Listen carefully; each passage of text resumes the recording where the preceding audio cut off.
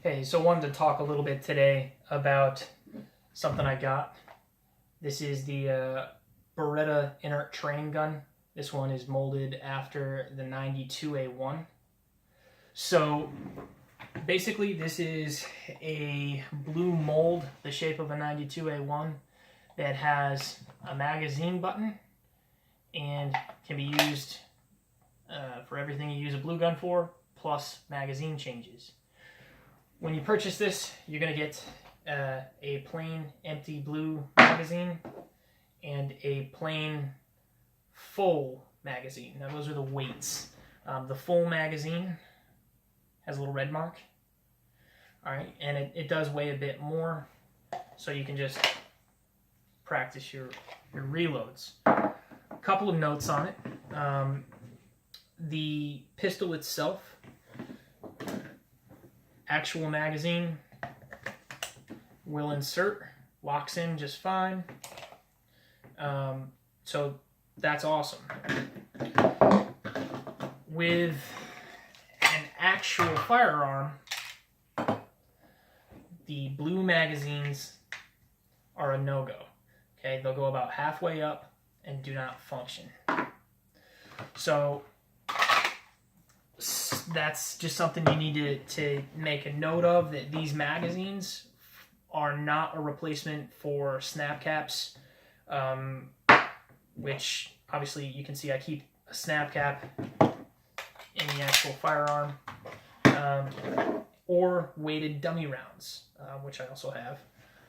It's not really a substitute for those, because these don't fit in an actual firearm, and because obviously dummy rounds and snap caps can also be used to check function and cycle or practice other things. As far as the blue gun itself, there are some differences you should be aware of between this blue gun and any actual 92, and between this blue gun and actually a 92A1 that it's molded after. I do not own a 92A1, but there are a few differences that you should know about. First and foremost, you get the blue gun. The very first thing you need to do is sand, actually other side here, sand right here. So the blue gun has standard width grip panels in the mold, but this one, for whatever reason, is not shaped quite right. It's extra sharp right there, and I did put some masking tape over the rest of the pistol, hit it a little bit, maybe 5 minutes or so, being very careful with some sandpaper, and I knocked off that edge. Not any special sandpaper. It's actually some stuff I had for doing spackling that I just had on hand. You're going to want to knock that down. My hands were sore inside of 10 minutes dry firing without that. So that's one thing you want to be aware of. Second thing with this blue gun, it does not have notched out sights when you get it. So the rear sight notch, which my lighting is kind of crummy at the moment, you can see that there's a notch that I've added. So I did have to take a file and hold it center as best I could and create that rear notch. I tried to make it close to the center as best I could, and the width close to the Elite LTT rear sight. So after I notched it, I used a Sharpie to darken my rear sight and my front sight, and I used a silver Sharpie just to make the face of that front sight a little bit better. Other notes about how this is different. For those of us who are astounded with the modern Beretta 92, we tend to like slim grips. So a potential that a lot of people think is a downfall is that this is going to have stock grips molded onto it, right? However, what I would notice is that with these thicker grips, you know, I go and I do my dry fire, and then I turn around and I pick up my Elite LTT, and it feels like I have a firmer grip and a higher grip on the Elite because of the smaller circumference. So I think that this being fatter is not that big of a downfall. It may even be beneficial because you're going to feel like your thin grips are even more comfortable. So that's something to note. Some other differences are between even a 92A1 in the magazine well. Let me see if I can move my banker's lamp a little bit here. So in that magazine well, there are 2 grooves that are raised that run up the magazine well on the rear face. That's not something that is, to my knowledge, on a 92A1. I know it's not present on M9s and Elite LTTs, Langdon M9s, stuff like that. The average 92 definitely doesn't have that. I don't think the 92A1 does either. What do I think it's for? When I first started practicing reloading with a Beretta 92, my method was something like this. I would slap the front and then forward pressure and angle, and I would seat the mag. That will, on a real 92, leave you with 2 small grooves, not through the aluminum or anything, but finish wear with a little bit of depth on the rear face. And this is almost, it looks like those raised bumps are made to prevent that, because I use a real mag quite a bit with this, and it's started to wear those grooves down. I don't really view it as a downside at all. Another thing, difference between actual 92s. So Elite LTT has the Beretta enlarged magazine release. The Langdon M9 that I have does as well. The 92A1, the Inert Trainer, the little button that would be your actual magazine release button on a 92, that's not the only pressable surface area. That whole black area is actually the pressable button, which means that if I press only on this front portion, I'll still drop the mag. All right.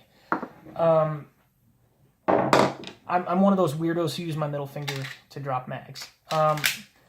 The surface area that you have to press is actually very, very, very similar in size and placement to the enlarged mag button. Now, I've only used the enlarged mag buttons from Beretta, but Wilson's I think is going to be pretty much the same, just with a different texture, different checker. So that's that. Why do I think this 92 inert pistol is so awesome? A couple of reasons. First off is because it allows me to do a lot of things that I can't do with a real firearm. So, in other words, if I have like-minded people who are looking to practice weapons retention or firearms grappling, or you have a group of folks that are seeking common goals between empty hand, firearm, and blade work, this is a great training tool that you can use, and you can point it at them, and you don't have to worry about that. You can use this to practice disarms. You can use this for gun grappling, and it doesn't have the inherent risks of a firearm. Not having the inherent risks of a firearm is the benefit to a blue gun. I'm a dad. I have a kid who's coming up on 2.5 years old, and he thinks reload practice is awesome. My timer goes off, I drop a mag, I do a reload, and then he picks up my empty mag and goes, "Daddy, Daddy." And it's neat, and it's something cool that we get to do together, and I can't wait to take him to the range for real. But when the time comes, I'll be able to set up a foundation with this that can carry over to real firearms. That's awesome. But also having less inherent risk, this helps keep my home firearm safety plan intact.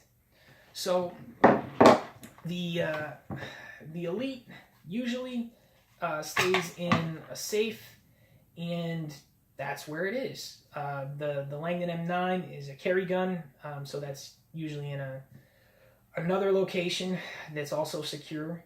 The blue gun means that I don't have to dig this out every day when I want to practice or dry fire. I can leave this on the counter, and I don't have to worry that my 2-year-old's going to go grabbing a hold of it or anything like that. That is a huge advantage. This means that you can diligently practice every day, and you don't have to worry about your firearm safety plan.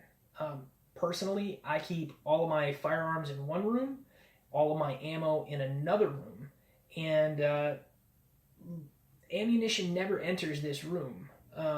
It just doesn't. My carry gun is the only, my carry gun and my home defense gun are the only loaded guns in the house, and they're stored securely, and I don't have to worry about them. So this means I can practice. I can practice in here, out in the house, wherever, and I don't have to worry about my practice being dangerous. That's a huge benefit. I once asked Ballistic Radio a question on their Facebook user question shows, and I asked what was the best piece of gear to help me develop skill and proficiency.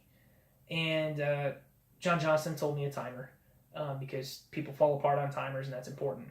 And Jack told me that it was the blue gun, because he could do so much with this that he couldn't do with a live firearm. And that there's a lot of things that we do with a gun in our hand that's not shooting. Everything that's not shooting can be practiced with this. And I would argue that everything that is shooting that doesn't include a trigger press can also be practiced with this. So I think this is something you can train with a lot and gain, and then separately take out your actual firearm and do some dry fire with that as well. And that'll help you a lot. So I think this is an outstanding purchase for anyone who wants to actually practice, anyone who wants to try to become what Cecil Birch calls a interdisciplinary thinking tactician. Anybody who wants to keep their kids safe but practice, anybody who wants to introduce someone to firearms who might not be A, old enough, or developed enough, or B, uncomfortable. I can hand this to anybody and say, here you go, and they don't have to worry it's gonna go bang. Some thoughts on how I use it. So first off, I mark all my training stuff with the color blue. So this is just some masking tape that's overpriced at Walmart. I take this, which is weighted, and I put it in my pouch. Voila. And then I use the non-weighted blue magazine in the pistol.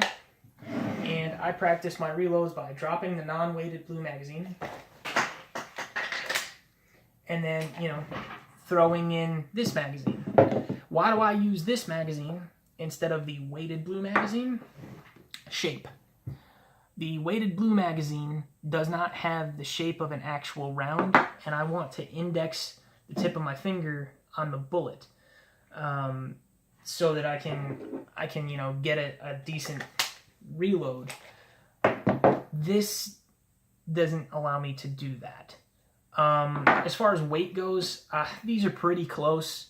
However, this is only a 10-round mag, so this isn't going to feel like your full 15-round magazine.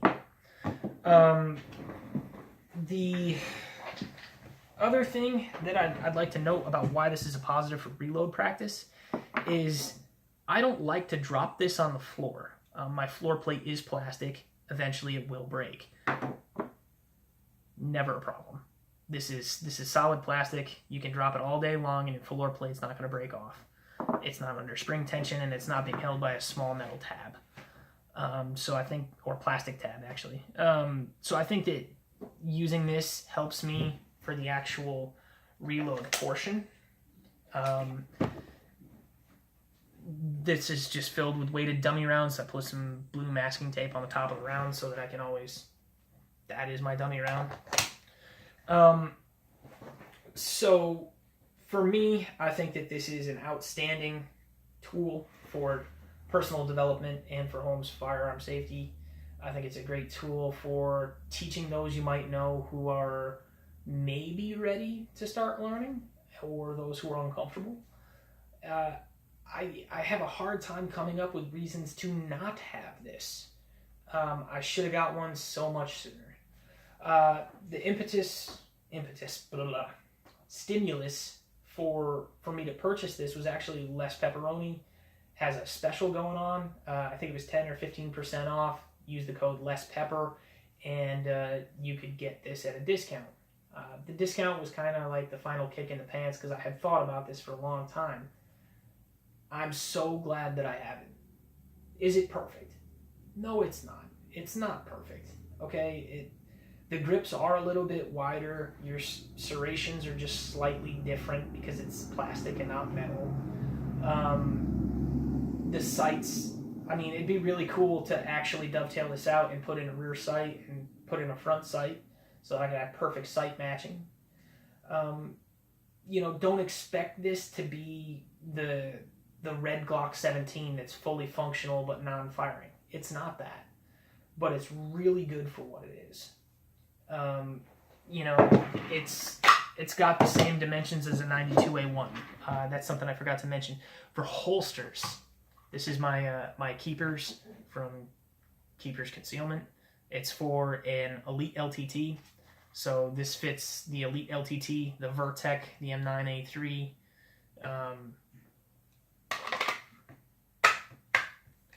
This will fit. It will fit. It's got tighter retention than it would when I use this holster for my M9. I use the holster for just a Langan M9. Or for my Elite. So it has some more retention.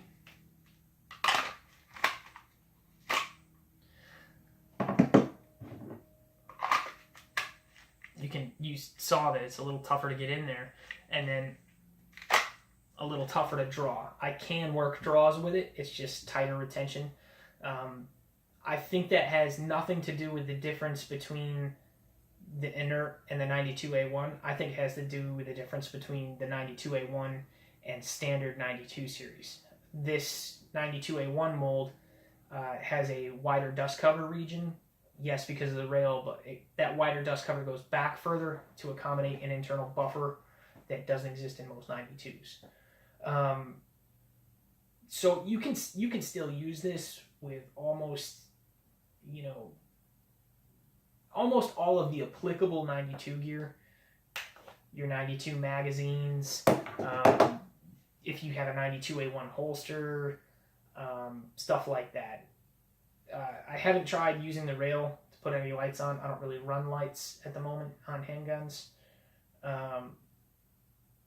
But this has been an absolutely invaluable tool. Get you some. Go buy it right now. Beretta's website, I think it's just beretta.us. That's pretty much the only source I'm aware of to get this, and you need one. If you're serious about training for firearms and you're serious about the 92 platform or series or whatever the hell we're calling them now, if you like Beretta's 92, you've got to get one of these. They're worth it. I can't believe I went years. I've been thinking about purchasing this blue gun for at least minimum 3.5 years. Should have bought it day one. I think total after purchase and everything, I was out 80 some odd bucks, and now I can have all my guns locked up all the time and still train. For 80 some odd bucks, I can practice and include my kid. I can practice, I can include my kid, I can keep my whole family safe with our storage options. Man, I'm just out of things to say about how much this is awesome and you need appreciate your time. Hopefully that wasn't too long. I don't make a lot of videos. I only make videos when I have something worth saying. So if I don't have something that I think is worth being said, I'm not going to make a video. I know there's a few people that follow me and actually watch the whole video. Don't expect frequency, expect content. Because I don't really do this. I'm not a YouTuber guy, per se. I do this to mainly help out people I know. Anyway, that's it.